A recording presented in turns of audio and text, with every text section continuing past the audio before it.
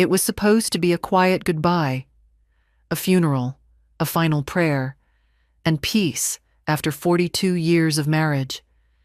But peace is not what I received. My son held my hand that day and said, "Don't worry, Mom. We'll handle everything." I believed him. I trusted his voice more than my own heartbeat. The next morning, when I called the lawyer, I found out what "we" truly meant. My name had vanished from the will, and my husband's promise had turned into a stranger's lie. I'm glad you're here. If you're watching this, please like the video and subscribe. You won't believe what happened. The church was silent except for the slow toll of the bells, echoing through the foggy morning like a heartbeat fading into distance. I remember standing there, my hands shaking as the cold metal of my wedding ring pressed against the folded program. After 42 years together, I was burying the man who had shared every sunrise, every bill, every small victory. The air smelled of lilies and damp soil. People came and went, neighbors, old friends, colleagues, offering kind smiles that barely reached their eyes. They spoke of how strong I was, how proud my husband would be, but all I could feel was emptiness. When the final prayer ended, my son came forward, tall and well-dressed, his arms slipping around my shoulders in a gesture that looked like comfort, but felt like control. His voice was calm, polished, the way people sound when they want the world to see them as capable. "Don't worry, Mom," he said quietly enough for only me to hear. "We'll handle everything."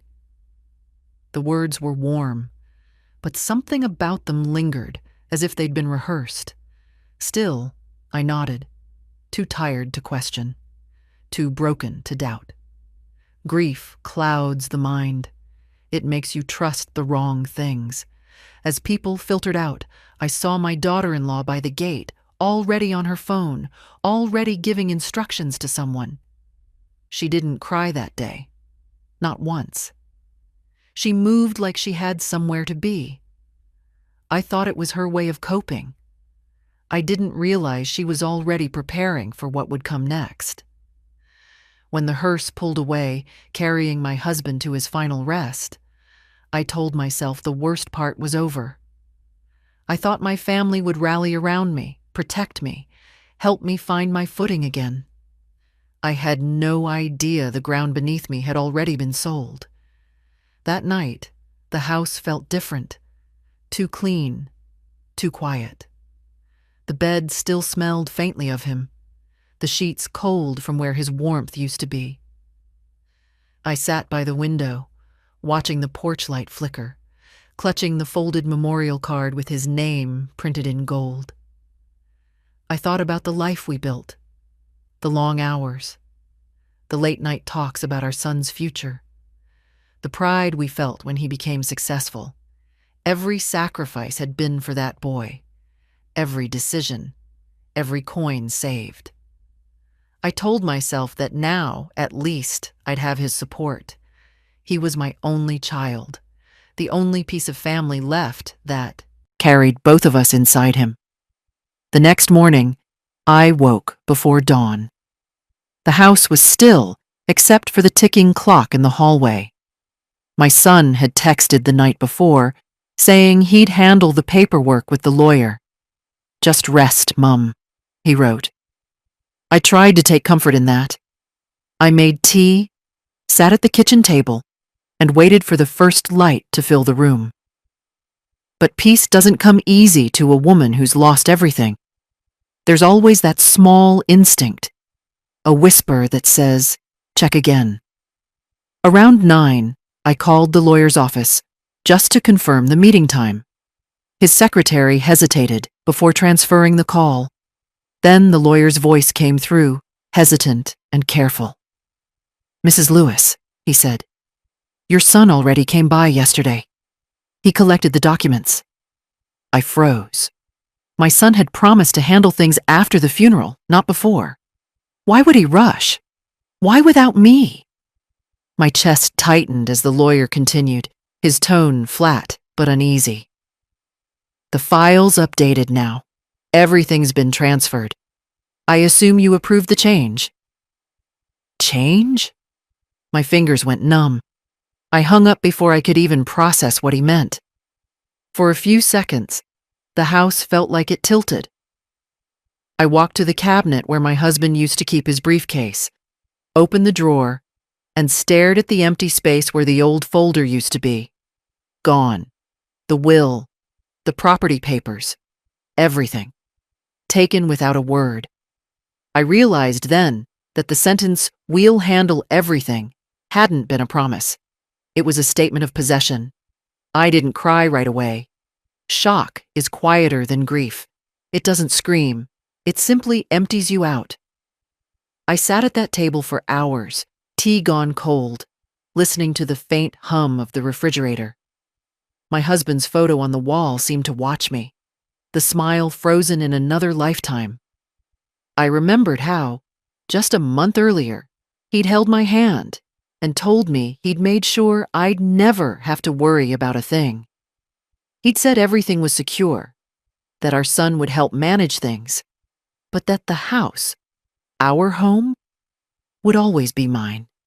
And now, less than 24 hours after lowering him into the ground, I had already been erased. Later that evening, my son came by, still wearing the same polished expression he'd worn at the funeral. He brought dinner, asked if I'd eaten, talked about simplifying the estate process. I listened in silence, every word confirming what I now knew.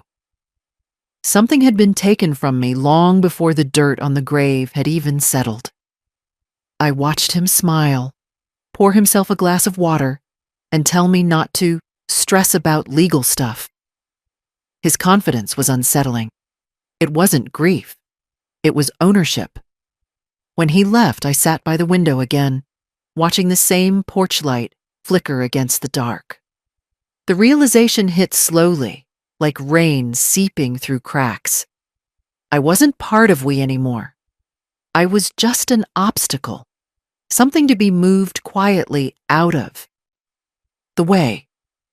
The funeral had been more than a goodbye. It had been a transition of power. My husband's death didn't break my family. It revealed it. And by the time I finally understood, the papers were already signed. That night, I promised myself something. I would not scream. I would not beg. I would not crumble in front of the people who turned love into leverage. They wanted a quiet widow. I would give them quiet. But not the kind they expected. Mine would come with ink, signatures, and the kind of silence that ends empires. Before betrayal, there was a lifetime of ordinary devotion. My husband and I began with almost nothing. 2 young dreamers with a rented room, 1 broken heater, and an old table that we called our first investment. The house we eventually built came brick by brick, each one earned through years of double shifts and sleepless nights. He worked the machines at the factory while I took sewing orders from neighbors. We didn't have luxuries, but we had purpose. Every penny we saved went into something solid. The home, the business, and our son's education. We never took vacations, never bought new clothes unless necessary. When our son was born, I remember thinking he'd never know the kind of struggle we did. I wanted his world to be soft, where ours had been hard. We built our lives on the simplest rules: honesty, hard work, loyalty. My husband wasn't perfect, no man is, but he was steady. He handled the bank accounts, the taxes, the paperwork. I trusted him the way I trusted the sunrise. He'd say, "Don't worry about the papers, Margaret. I've got it." And I believed him, because for 4 decades, he never gave me a reason not to. I handled the home, he handled the world outside it. Together, we made it work. When our business began to grow, we were already in our late 50s. He had started selling electrical parts from our garage, and over the years, It grew into a small repair shop that served nearly every household in town. I'd cook breakfast before dawn, pack his lunch, and sit at the window to see him off. We became a familiar sight, the couple who never stopped working. People said we were lucky, but luck had nothing to do with it. We simply refused to give up. And when we finally paid off the mortgage, I remember how proud he looked standing in the garden saying, "This house will always be yours, no matter what happens." He meant it. At least I thought he did. We raised our son under that roof, watched him grow from a curious little boy into a confident young man. He was our reason for every sacrifice. We gave him everything, the best schools, the best clothes, every opportunity we never had. When he graduated and got a good job, we felt we had done our duty. He was supposed to be our pride, our comfort in old age. Over the years, though, I began to notice small changes. Shifts too quiet to name. My husband became more secretive about money, more protective over the files in his study. He'd spend evenings checking ledgers, closing drawers when I entered. I assumed it was stress or habit. He'd worked his whole life building security. Perhaps he just wanted order before retirement.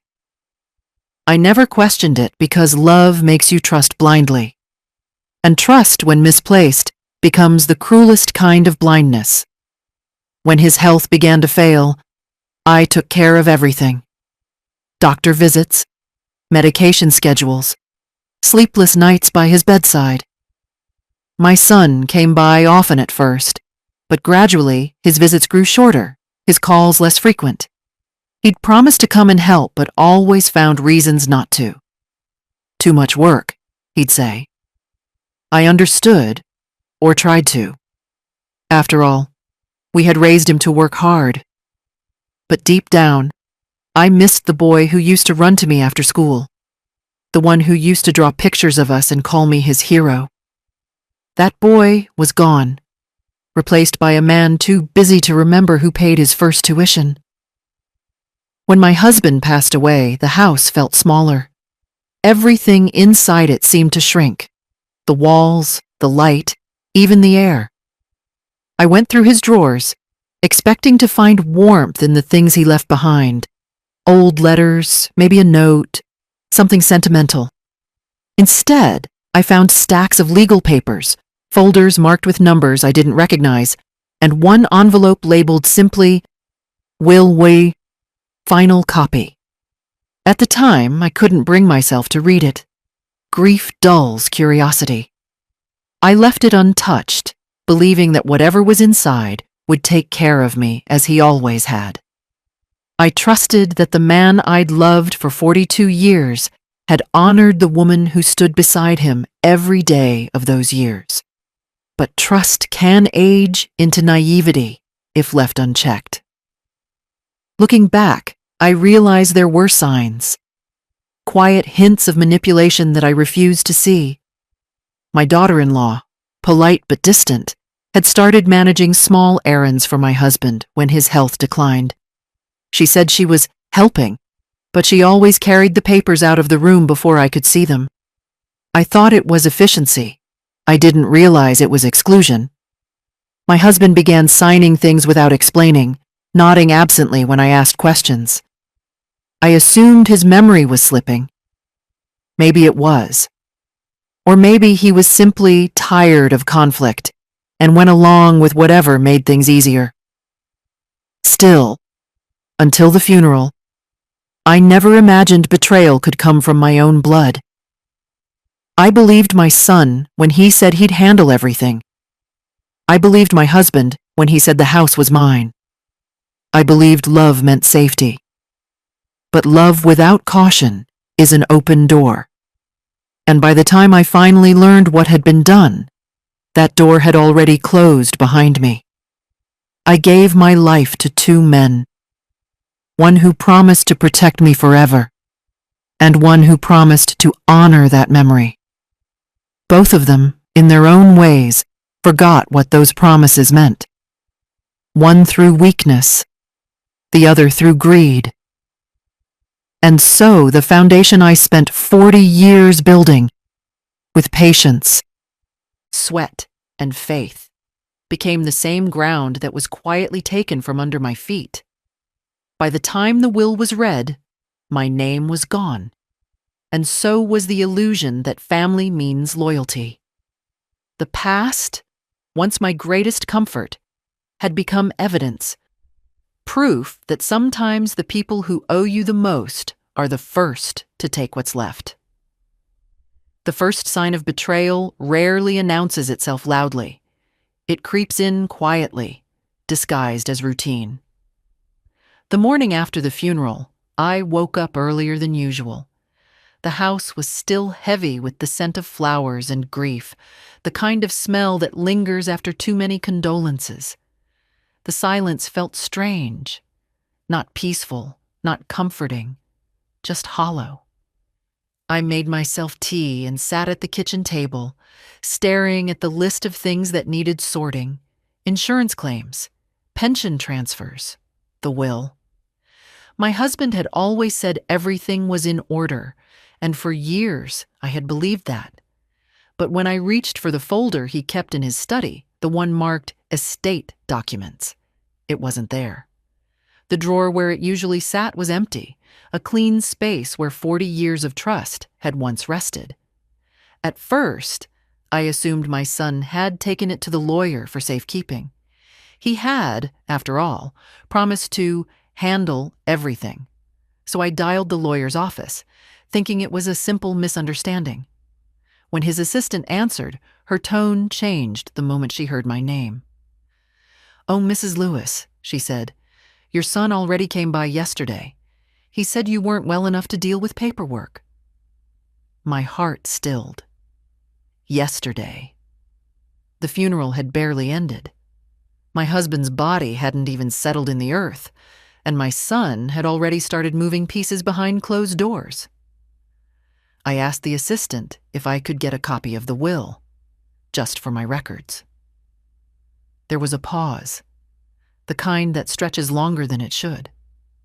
"I'm sorry," she said finally. "You're not listed as a beneficiary. Only your son is authorized to access the documents." I sat there frozen, the receiver pressed to my ear, unable to speak. I wasn't even asking for money, only to see my name, the name that had built the very foundation of what was being divided. I went to the office myself that same afternoon. The walk there felt longer than usual, as if every step was carrying the weight of 40 years of misplaced faith. The lawyer greeted me with a look I recognized, pity mixed with discomfort. He led me to his desk, where the new will sat in a neat folder, the ink barely dry. He opened it slowly, as though he were unveiling a wound. And there it was, my name, gone. Every line that had once included me had been replaced by my son's.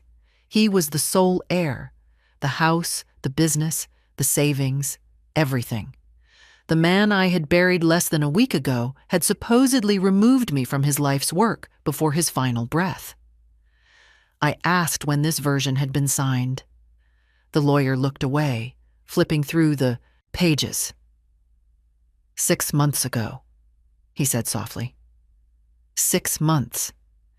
That was when my husband had been in and out of the hospital, barely strong enough to hold a pen. I felt my body go cold. The signature looked like his, the familiar slant, the steady pressure. But I knew better. The loops were wrong, the spacing too perfect. It was a forgery, or at the very least, a signature guided by another hand.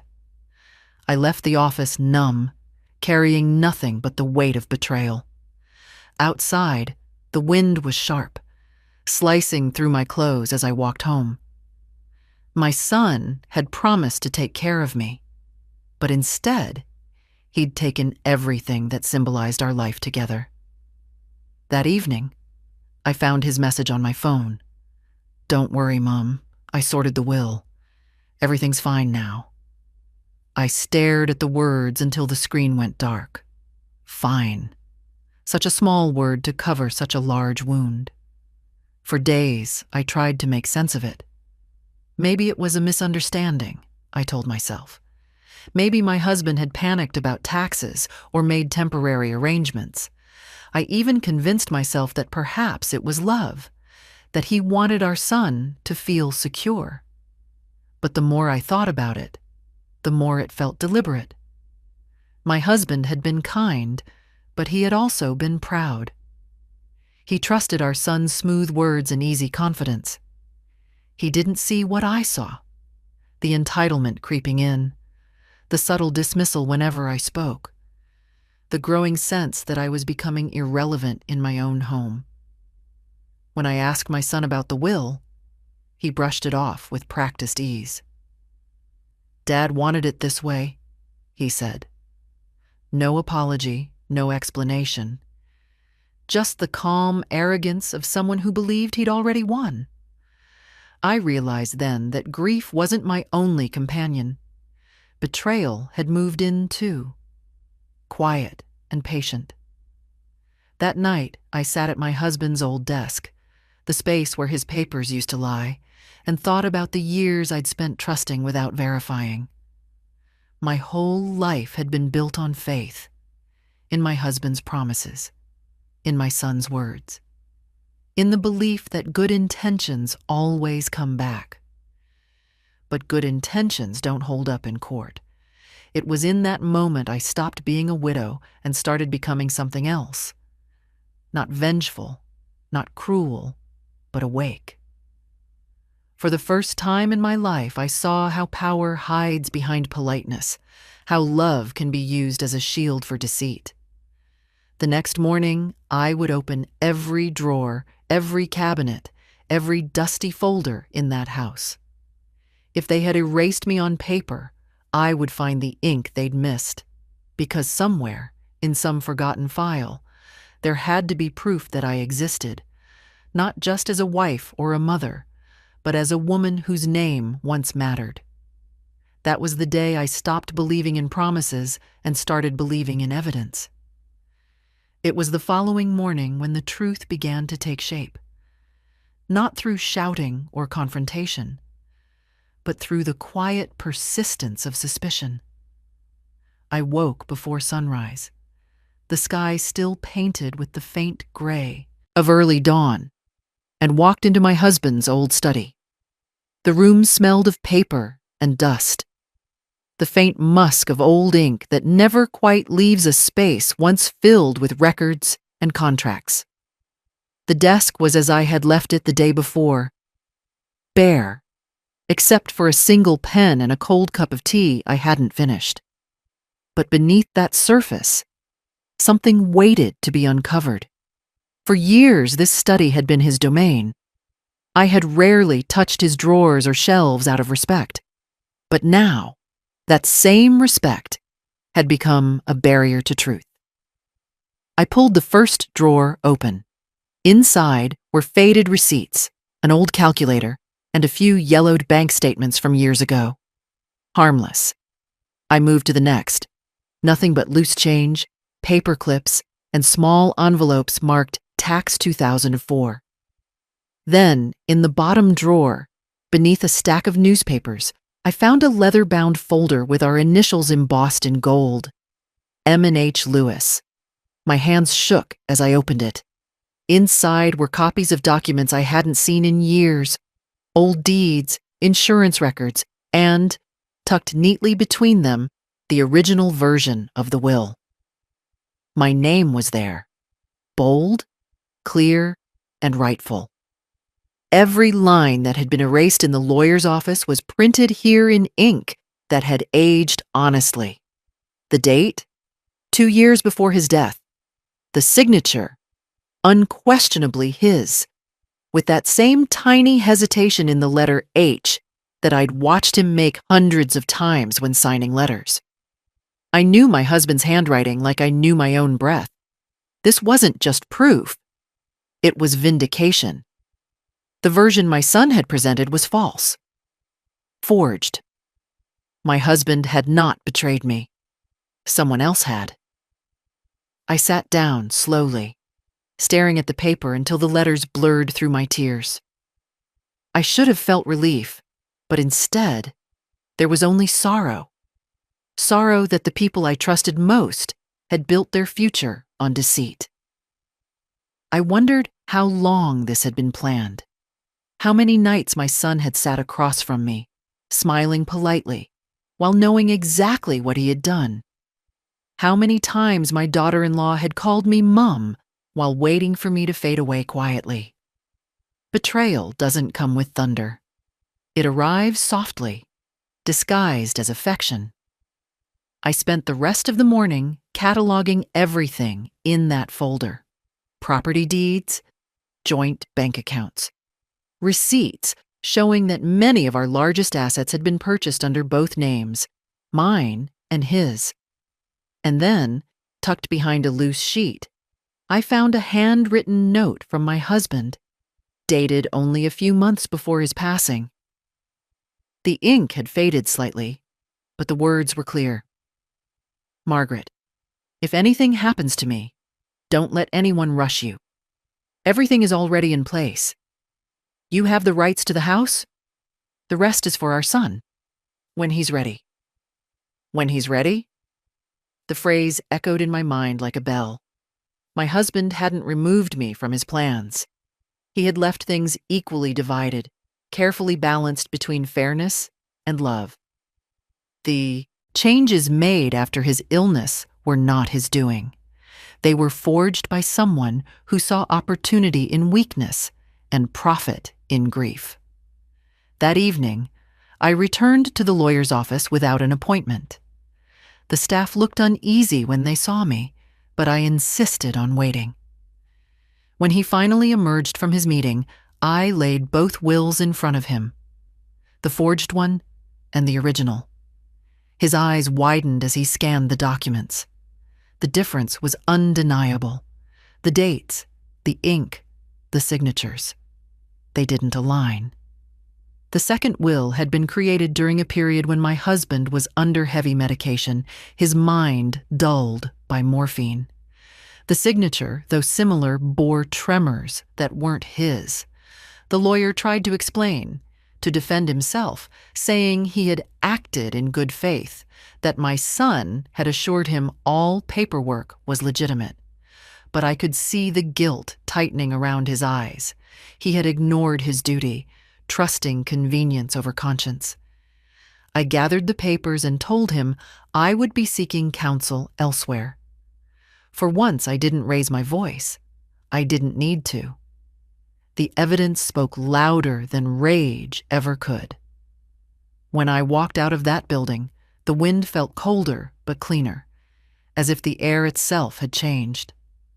I clutched the folder to my chest, no longer out of fear, but out of purpose. The pieces were falling into place, and every page in that folder was a weapon, not of revenge, but of restoration. My son had replaced love with greed, but I would replace deceit with law. That night, sitting at the dining table beneath the dim glow of the lamp, I carefully arranged every document in chronological order. The original will, the property deeds, the handwritten note, the fake version. I photographed each page and sealed the originals in a waterproof envelope. Then I wrote one line on the front in thick black ink. Proof of truth. As the clock struck midnight, I sat back and breathed for the first time in days. The shock had settled into something sharper. Focus. They thought I would crumble, that grief would make me blind. But grief, when tempered with betrayal, becomes the clearest kind of sight. The next morning, I called a new solicitor, one who hadn't been chosen by my son, one who didn't share a single cup of tea in our family home. I told him everything: the forged documents, the lawyer's silence, the missing signature marks. He listened, not with pity, but with professionalism. "Mrs. Lewis," he said finally, "you have everything you need to fight this." And I did.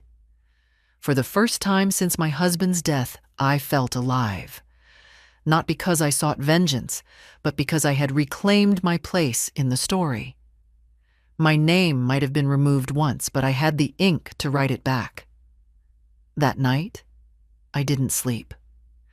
The clock ticked through the hours, its rhythm matching the steady beat of something building inside me. Not anger, not grief, but resolve.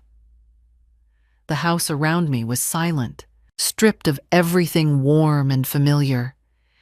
Even the photographs on the mantel looked different now, their smiles hollow, their memories tainted by betrayal. My son had taken more than my inheritance. He had taken my peace. But what he didn't understand was that peace can be rebuilt, quietly, methodically, and on your own terms. When dawn arrived, I rose from bed and made tea, not because I was thirsty, but because routine was my armor. I had spent my entire life running a household. I knew how to function through pain. The morning light seeped through the curtains as I carried my cup into the study once more. The leather folder lay where I had left it, still warm from the lamp's glow. I placed my hand on it, almost as if touching the past, and whispered a promise to myself. I will not let them bury me in paper. The next few days became a ritual of quiet discovery. Every drawer in that house became a witness. I searched through boxes of tax returns, letters, receipts, even old birthday cards. It was astonishing how much truth hides in the mundane. I found old joint statements showing both our names on accounts my son had claimed were closed years ago. I found bank letters addressed to me that had been opened and resealed, his handwriting across the flap, his arrogance in every careless fold. Piece by piece, the puzzle began to form. My husband had not planned to leave me with nothing.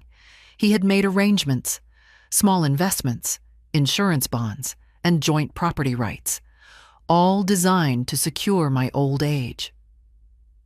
But somewhere in those final months, my son and his wife had rewritten the narrative, one forged document at a time. They must have convinced my husband it was simplifying things, reducing legal complications, managing taxes, handling family business. Those words, so harmless on the surface, can destroy a lifetime when twisted by greed. I realized then that I couldn't confront them yet. I needed something stronger than emotion. I needed proof that would speak when words failed. So I began documenting everything. I made copies of each relevant paper and kept the originals hidden in a box of old fabric scraps, a place no one would think to look. I dated each page, wrote small notes in the margins, and cross-checked signatures against older letters of my husband's handwriting. The differences were subtle but undeniable, slight variations in slant, spacing, and pressure. To anyone else, they might have seemed identical. But I had shared a lifetime watching that man sign his name on paychecks and birthday cards. I knew the rhythm of his pen better than anyone. Once I was certain, I called a solicitor I trusted, a man who had helped one of my old friends through a property dispute years ago. His voice was calm, measured, the kind that doesn't overreact but also doesn't underestimate. I told him everything. The funeral, the missing documents, the forged signature, the will. He didn't interrupt. When I finished, there was a brief silence before he said, "Mrs. Lewis, you're doing the right thing. Bring me everything you have." I met him the next morning with the folder neatly organized, each document protected in plastic sleeves. He spread them out on his desk, examining them closely under the lamp. The more he looked, the more his expression changed. Curiosity, giving way to concern. "You have a strong case," he finally said. "But we'll need official verification." a handwriting expert, financial statements, and the witness records from the supposed signing. His words gave shape to my determination. I wasn't just defending my inheritance anymore. I was defending the truth of my life's work. The process took weeks. Quiet weeks that looked ordinary from the outside. Grocery trips, phone calls, the sound of the kettle. But beneath them, an invisible war was unfolding. Every time the phone rang, I wondered if it was my son. It wasn't. He didn't call, didn't visit, didn't check on me. Perhaps he thought I was broken, that silence meant surrender. He didn't know that silence can also mean strategy. As evidence accumulated, I began to see the scale of the deception. The updated will had been notarized by a junior employee at the same law firm. A woman newly hired, inexperienced, and easily manipulated. Her witness statement, when requested, fell apart under scrutiny. She couldn't recall the day, the conversation, or even the details of my husband's condition. She admitted that my son and daughter-in-law had brought the papers to her, already signed. That single confession cracked their entire foundation. By the time the solicitor completed his report, I had enough to move forward legally. But before we filed the petition, I sat alone in the study one last time, surrounded by the remnants of my old life. I looked at the chair where my husband used to sit, at the pen he once held, and felt an ache that was no longer pure sorrow. It was something sharper, cleaner. The kind of ache that reminds you that survival is not about forgiveness, but about reclaiming what is rightfully yours. I placed the original will on the desk, beside the forged one, and stared at the two. Same name, same paper, same promise, and yet worlds apart. One written with love, the other with calculation. I ran my fingers over the ink, whispering to myself that truth doesn't need permission to exist. It only needs proof. That night, for the first time since the funeral, I slept soundly. Not because the pain was gone, it wasn't, but because I had direction. Tomorrow, I would no longer be the quiet widow sitting in her husband's shadow.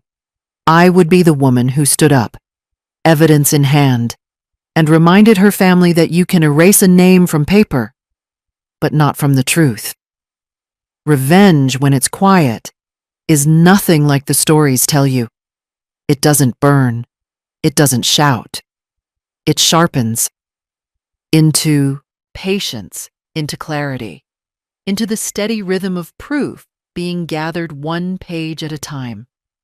After weeks of sleepless nights, after scanning through every signature and every line of ink, I knew it was time to turn pain into paperwork.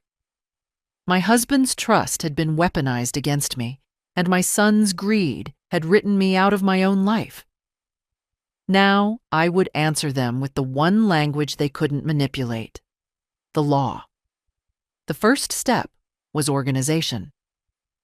My dining table became an evidence board, the same place that once held family dinners now covered in legal files, stapled notes, and color-coded folders.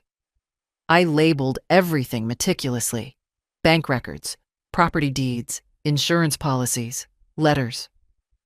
For days, I moved silently around the room, sorting through decades of documentation.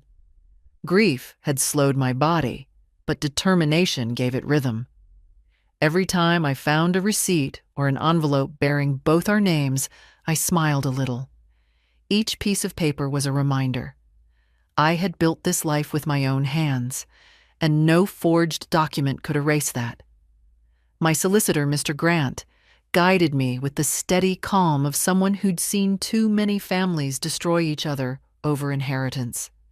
He didn't offer sympathy. He offered structure. The more precise you are, he said, the stronger your case will stand. So, I became a woman of details. I compiled statements showing the timeline of my husband's illness, hospital records proving the days he was under heavy medication, and copies of every communication between my son and the family lawyer during that time. Dates became my allies. They would prove what emotions could not, that the so-called new will had been impossible to sign legitimately. One afternoon, I visited the hospital archives. The nurse on duty recognized me and helped me locate the records I needed. When I saw my husband's medical file, the charts, the dosages, the doctor's notes, my throat tightened. On the date of the alleged signature, his recorded state was heavily sedated, unresponsive. That single line, scrawled by a doctor who had no idea it would one day serve as evidence, became the cornerstone of my case. I copied it carefully, placed it in a folder marked Key Proof, and whispered, "You can rest now. I'll handle the rest." The next step was handwriting verification. Mr. Grant arranged for an expert to compare the two wills, the authentic and the forged. When the report arrived, it confirmed what my heart had known all along. The signature on the newer document was traced. The pressure points didn't match. The pen strokes were hesitant, unnatural. "This was done by someone mimicking," the expert wrote. I stared at that phrase for a long time. Mimicking. The word hurt more than I expected. Not just because it meant fraud, but because it meant imitation of love. With evidence building like bricks in a wall, I began preparing emotionally for the storm that was coming. I knew my son would fight back. Greed, once exposed, becomes vicious. But I wasn't afraid anymore. I had something he didn't: the truth and the patience to let it unfold properly. Every night before bed, I rehearsed in my head how the courtroom would go. The silence, the eyes, the way the judge would read through the pages of my life's work, word by word, until he found my name right where it was meant to be. While waiting for the court date, I kept my composure in public. The neighbors saw me tending to the garden, greeting them with polite smiles, unaware that behind my calm exterior, I was drafting affidavits and preparing witness statements. I had always been underestimated, seen as gentle, harmless, old-fashioned. But age doesn't erase intelligence, it refines it. I'd spent a lifetime reading people, colleagues, clients, family, and I could now read my son's silence for what it was: guilt dressed as distance. As the case neared filing, I found myself back in my husband's study one evening, staring at the empty space on his desk. For years, I had sat across from him while he balanced ledgers, never questioning his decisions. I had trusted him completely, and perhaps that was my greatest flaw. Not my kindness, but my unquestioning faith. Still, I chose to believe he hadn't intended this betrayal. His last months were a blur of confusion and manipulation. The betrayal, I realized, wasn't his. It was the echo of my son's ambition, louder than love. By the end of that week, the petition was ready, neatly typed, thoroughly referenced, and accompanied by a weight of evidence no one could refute. Mr. Grant placed the stack of papers before me, sliding the pen across the table. "Once you sign this," he said, "it begins." I held the pen for a moment, feeling the tremor of everything that had led to this. 40 years of marriage, motherhood, loss, and awakening. Then I signed, steady and sure. My name, Margaret Lewis, in the same ink they had tried to erase. When we filed the case, I didn't feel victorious. I felt clean. The kind of clean that only truth can bring after being buried in deception. I walked home slowly that day, the cool air brushing my face, the world around me humming with quiet normalcy. No one knew that inside my handbag lay the end of a lie and the beginning of my redemption. That night, as I placed the remaining documents back into their folders, I realized something powerful. Revenge isn't always loud or cruel. Sometimes it's just the sound of a page turning in your favor. I wasn't fighting to win back money or property. I was fighting to restore the integrity of a name built over a lifetime. Tomorrow, the court would receive the petition. My son would receive the summons. And I, the woman they thought too fragile to fight, would finally stand in the place they tried to write me out of. The courthouse was colder than I expected. Not in temperature, but in spirit. The kind of cold that comes from too many truths being weighed against too many lies. The marble floor echoed with the sharp steps of strangers, each walking toward their own reckoning. I stood among them, calm, composed, a folder pressed against my chest like a shield. Inside it rested 40 years of love, betrayal, and the proof of both. The morning light through the high windows painted thin lines across the walls, slicing the silence into uneasy fragments. This was it, the moment where ink would speak louder than blood. When they called my case, my name sounded strange in the echo of that courtroom. Margaret Lewis versus Andrew Lewis. A mother versus her son. I walked forward slowly, feeling the weight of those words. The bailiff guided me to the table beside my solicitor, Mr. Grant, who nodded reassuringly. Across from us, my son sat stiffly, his suit too neat, his face too pale. His wife sat beside him, her eyes hard, arms crossed, the picture of entitlement wrapped in discomfort. I looked at them both and saw not enemies, but strangers wearing the faces of the family I once knew. The judge entered. A stern woman with silver hair, glasses perched on the end of her nose. Her voice was calm, almost gentle, as she began to read the summary of the case. It sounded surreal, hearing my life reduced to paragraphs. Forgery, estate tampering, undue influence, fraudulent alteration of testamentary documents. Each word felt like a hammer striking the walls of our family home. My son wouldn't meet my eyes. His lawyer, young and overconfident, kept whispering to him, flipping through files that meant nothing.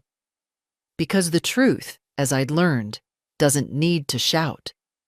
It only needs to stand. Mr. Grant rose first. He presented the evidence carefully, piece by piece, like a builder laying stones. The original will, the forged version, the medical records proving my husband was incapacitated, the handwriting analysis showing the signature was traced, the witness statement from the notary admitting she hadn't seen the signing take place. The courtroom was silent, except for the rustle of papers and the soft tapping of the judge's pen. Then came the moment that broke the stillness. Mr. Grant held up my husband's original handwritten note, the one I had found in his briefcase. He read aloud the words, "Margaret, if anything happens to me, don't let anyone rush you. Everything is already in place. You have the rights to the house. The rest is for our son, when he's ready." The sound of my husband's name in that room was like air after suffocation. For a second, even my son looked small, the way he had when he was 10 years old and afraid of disappointing us. His lawyer objected, calling the note irrelevant. The judge disagreed. "It's highly relevant," she said, her tone clipped. "It establishes intent and contradicts the alterations." Her words were simple, but their meaning was enormous. The courtroom, once cold, seemed to shift, the balance tilting slowly back toward truth. When it was my son's turn to speak, his confidence cracked. He stumbled through excuses. said he thought his father had updated the will because of financial clarity, that he was only protecting family interests. He blamed stress, confusion, misunderstanding. But lies have a rhythm, and his was too fast, too practiced. The judge listened, expression unchanged, pen still moving across her notes.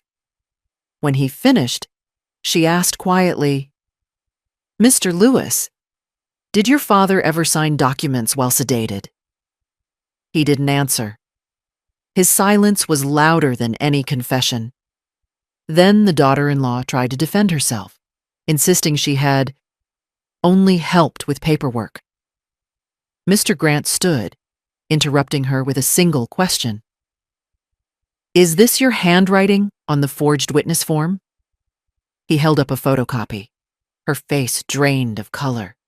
She looked at her lawyer, then down, whispering something no one could hear. But it didn't matter.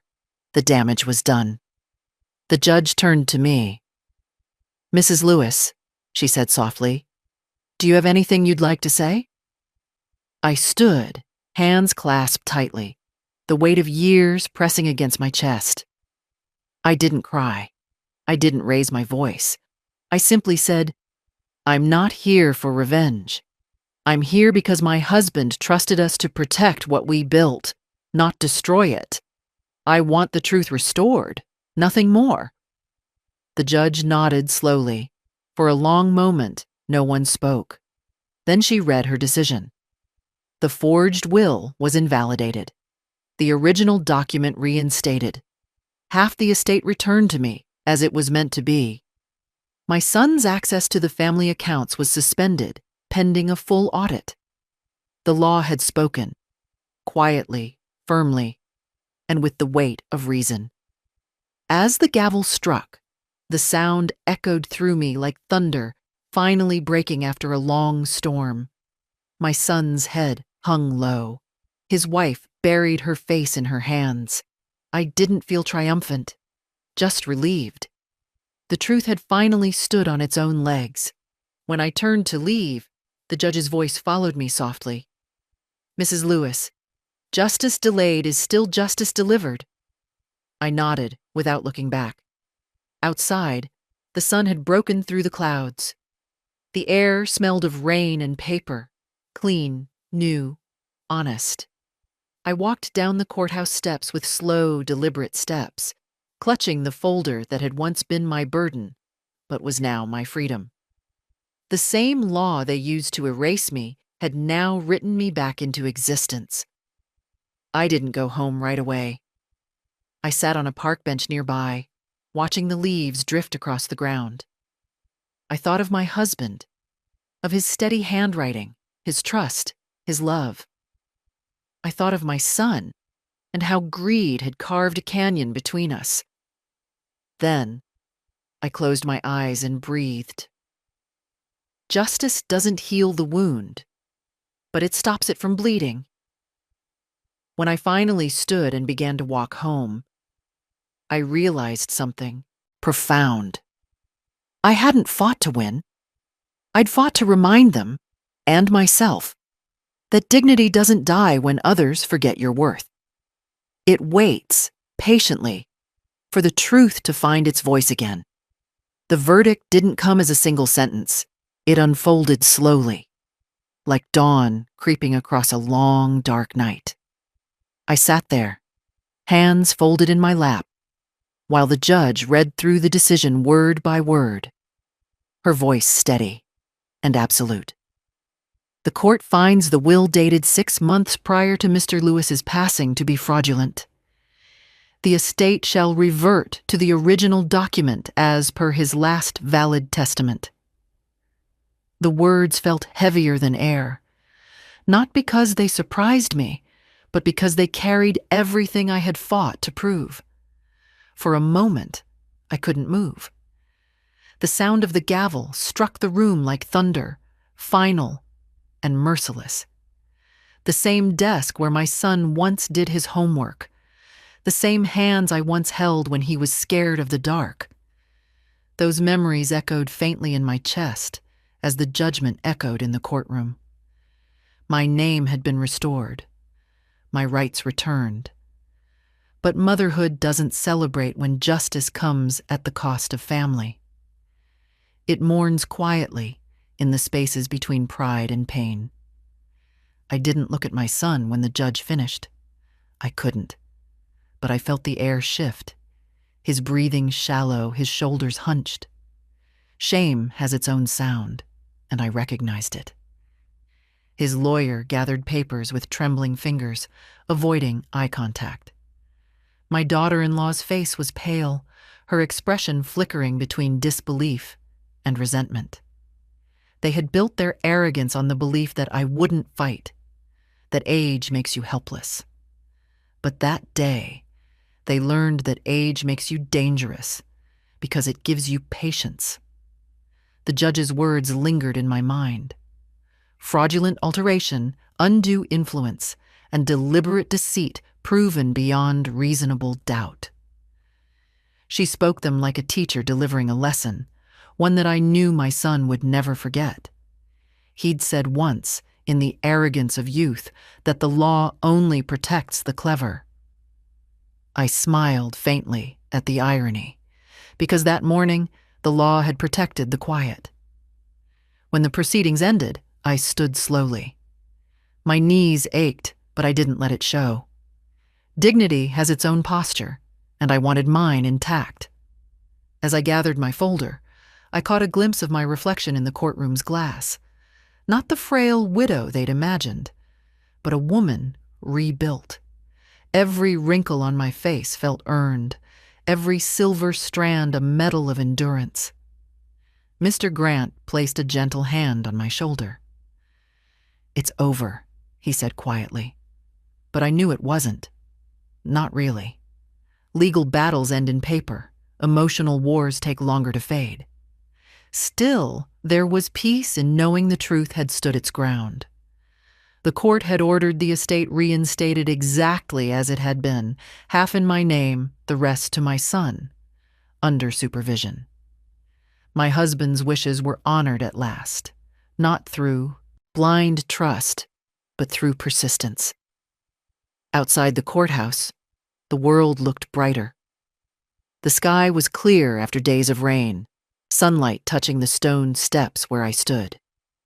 Reporters murmured nearby, their pens scratching details that reduced my story to a headline. They didn't see the years behind it, the quiet dinners, the shared laughter, the slow erosion of trust. They would write about an elderly widow who won her case, but they would never understand what it cost to win. I walked down those steps with slow, steady grace. My son followed at a distance, calling softly, but I didn't turn. Some words are too late, even when spoken with tears. He wanted forgiveness, perhaps, or maybe he wanted reassurance that I still loved him. But love, once bruised, needs time to breathe before it can speak again. Back home, I placed the court's decision on the same table where the forged will had once sat. The difference between the two was everything. One was deceit wrapped in affection. The other, justice written in ink. I ran my fingers over the embossed seal of the court. Cold, solid, unyielding. For the first time in months, I felt the house breathe again. That evening, I sat in my husband's old armchair and stared out at the garden. The roses I had neglected were blooming again, fragile, yet defiant. Survivors. Just like me. I thought about the path that had brought me here, the nights spent combing through papers, the mornings filled with fear, and the afternoons thick with determination. Each step had been a reclaiming of name, of dignity, of self. Later, a knock came at the door. My son stood there, alone, holding a bouquet of lilies, his father's favorite. I looked at him for a long time before opening the door fully. He said nothing, and neither did I. We didn't need words. Guilt spoke for him, and closure spoke for me. I took the flowers, placed them gently in a vase, and closed the door behind him. That night, I didn't feel victorious. I felt whole. There's a difference. Victory demands celebration. Wholeness asks only for silence. I poured myself a cup of tea, sat by the window, and watched the lights flicker across the neighborhood. Families laughing, lives moving on. Mine had too, only now it moved with a new kind of peace. As I held the final judgment in my lap, I realized something profound. Justice is not about punishment. It's about restoration. My name, once erased by betrayal, now lived again, not just on paper, but in the quiet certainty that I had not let love be rewritten by greed. The house, once filled with memories of laughter and deceit, felt balanced again. My husband's photograph on the wall seemed to look at me with quiet pride. I smiled back. "We handled everything," I whispered softly. But this time, the words belonged to me alone. After the storm of the courtroom faded, the silence that followed felt almost sacred. For the first time in months, I woke up without a letter to draft, a statement to prepare, or a deadline to fear. The air inside my house was still. The kind of stillness that comes after something long and heavy has finally fallen away. I made myself tea the way I used to, strong and plain, and sat by the window that faced the garden. The roses were blooming again. They hadn't done that in years. Perhaps the soil, like my soul, had finally begun to heal once truth was planted in it again. My neighbors thought I was lonely. They were wrong. Solitude is not loneliness, not when it's earned through peace instead of abandonment.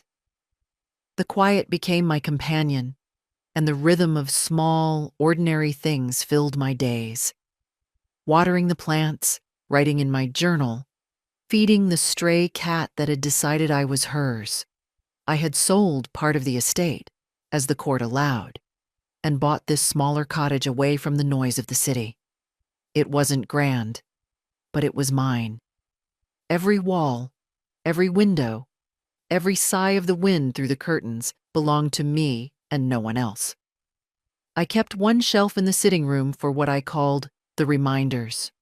Not trophies, not mementos, just proofs of life. The court's decision, framed in a simple wooden border. My husband's old watch, still ticking faintly when wound. A photograph of my son as a child, all bright eyes and boundless laughter. Some people asked why I would keep it, after everything. But I didn't want to erase the past. I only wanted to understand it. Love doesn't vanish with betrayal. It just learns boundaries. My son sent flowers at first, then letters. Apologies written in neat sentences, signed shakily as if his hand couldn't decide whether to write love or regret. I read each one once, then placed them unopened in a drawer. Forgiveness, I realized, isn't a letter you send. It's a door you leave unlocked. Not wide open, but not bolted either. He would have to walk through it himself when he truly understood what he had done. Until then, the silence between us remained its own kind of truth. The daughter-in-law never wrote. Word reached me through a mutual friend that she had left him, took what little she could, and vanished to another city. Perhaps guilt follows people differently. For her, it became flight. For him, it became weight. I didn't wish them harm. I only wished they'd learned the cost of deceit before it had to be written into law. There were moments, in the evenings especially, when memory still crept in. I'd see the table from our old house in my mind. The one where I'd cooked for years. The one that became my battlefield of documents and evidence.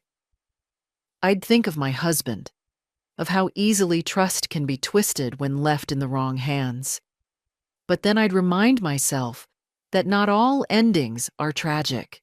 Some are just necessary.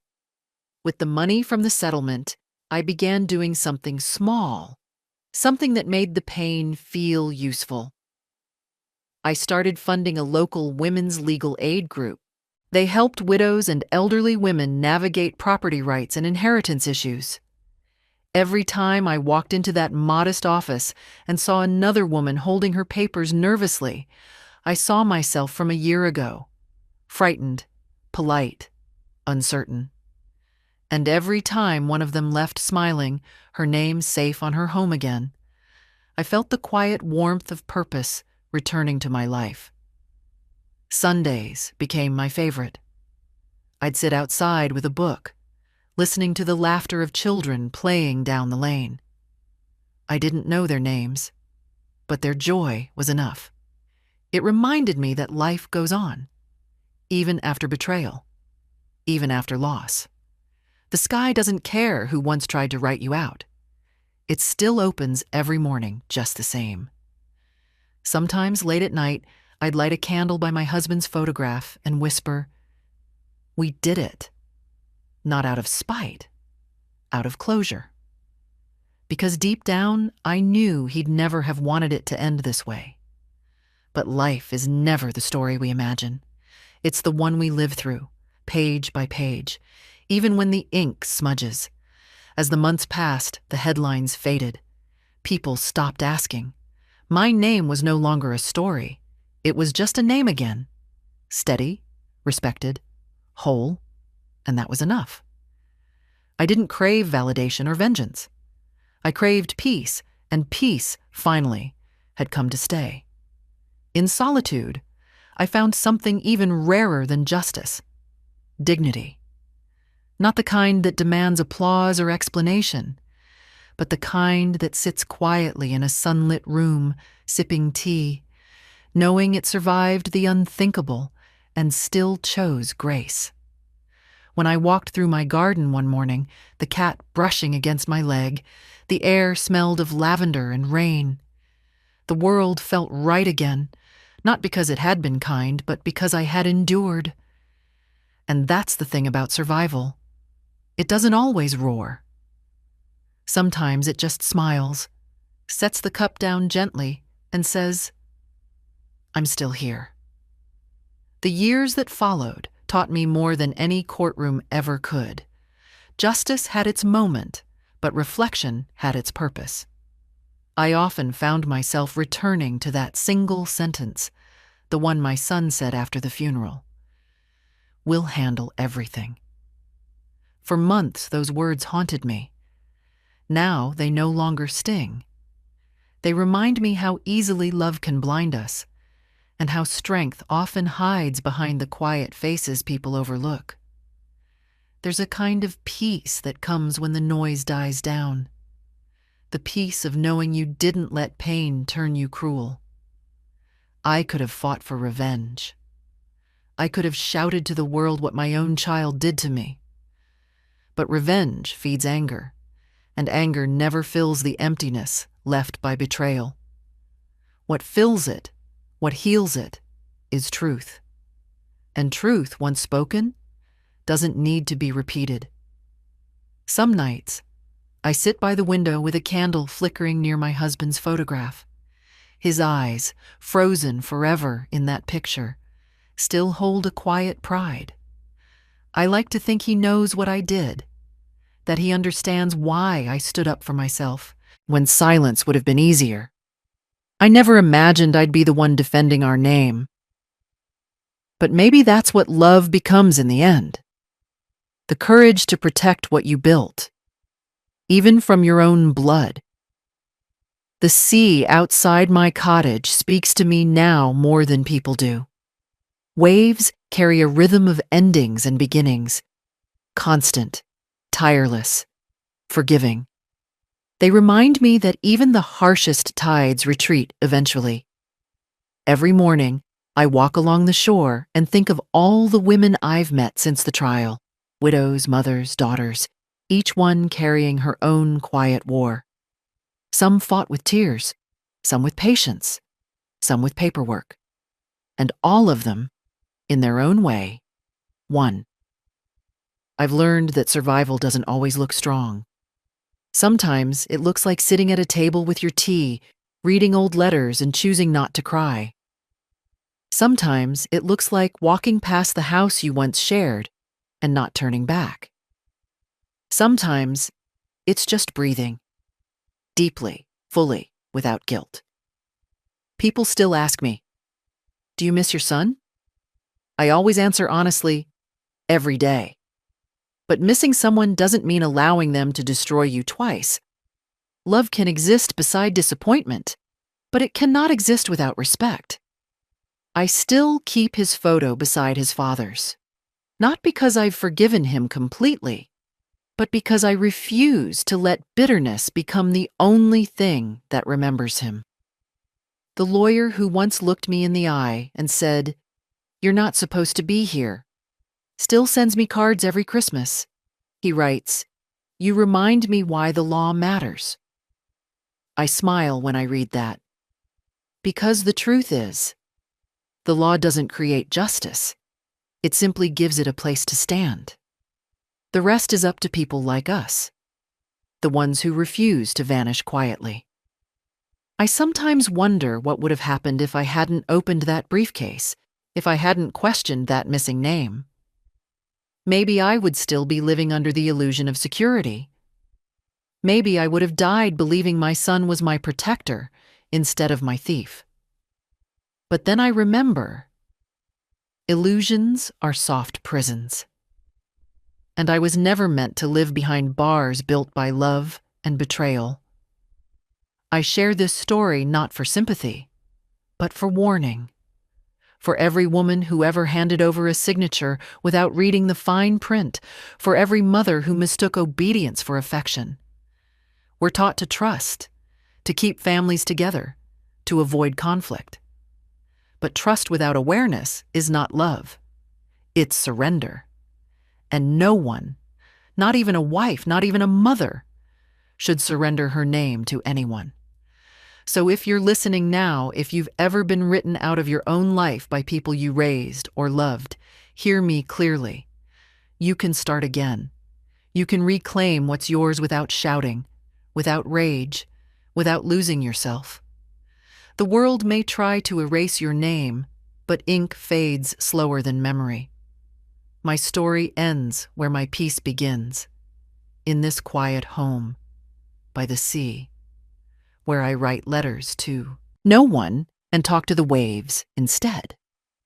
Sometimes I imagine my husband listening. Sometimes I imagine my son walking up the path, ready to say the words he couldn't before. Maybe one day he will. Maybe not. Either way, I'm whole. So if you're watching this, remember what I learned the hard way. Love is not proven by sacrifice. It's proven by respect.